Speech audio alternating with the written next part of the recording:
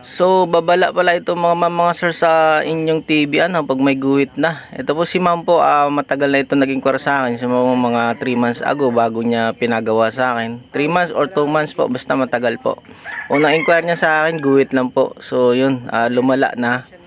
Isang line lang po yan dyan sa tinuro niya. Isang linya lang yung guhit. So, yun po pala sa tagig po yan, yung ating service.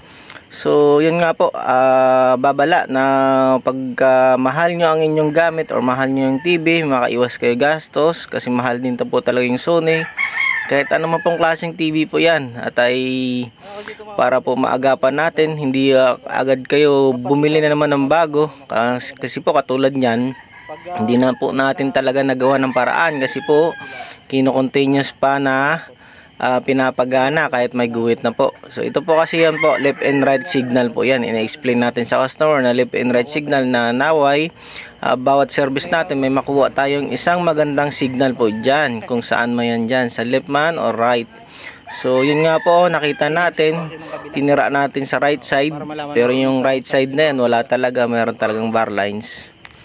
So yun, tinesting na rin natin yung left side dyan, meron pa rin. So ito yung pinakamalungkot natin na sinasabi lagi natin sa customer natin na bawat service natin dinadasal natin na meron tayong makuwang good signal para parehas po masaya.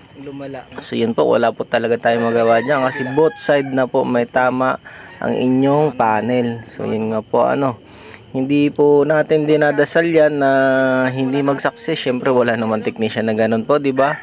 So ang naano natin po dito, check up pay na lang yung ating nakuha. So ito pong video na to bilang babala na rin kasi po yung Sony mahal din ng parts, maliban sa mahal bilhin ito. So pag may guhit na po, hanap na po kayo ng pinakamalapit na technician sa inyo po, or maghanap po sa online, sa Facebook po.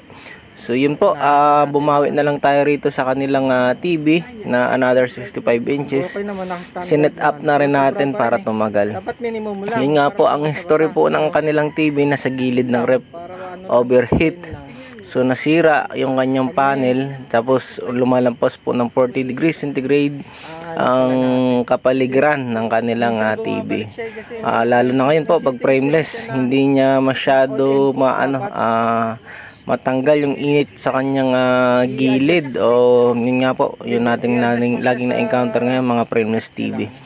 So yun nga po, panatilihin 40 degrees centigrade yung paligid kasi kahit si Google po sinasabi din yan. Search niyo po na ambience temperature of Sony TV or basahin niyo po yung manual ng TV.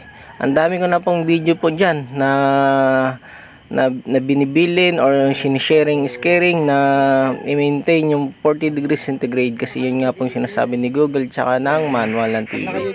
So yun nga po, hindi lang basta-basta na nagsiservice tayo minsan, tinutulungan din natin yung mga customer natin, pero hindi na natin sinisingil dyan.